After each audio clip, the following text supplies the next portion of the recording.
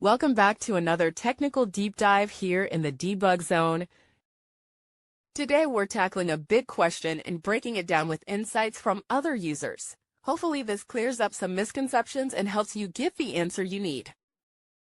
So buckle up, stay a little curious, and let's jump right in.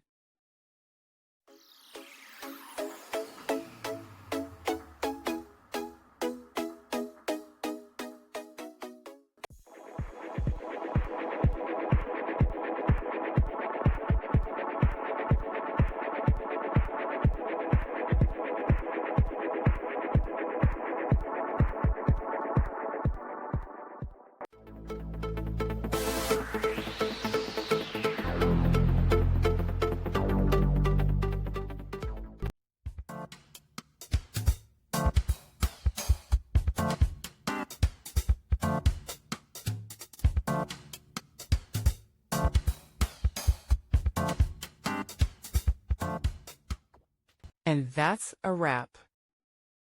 I hope you found the answer you were looking for. If you did, take a second to hit that subscribe button. It really helps out.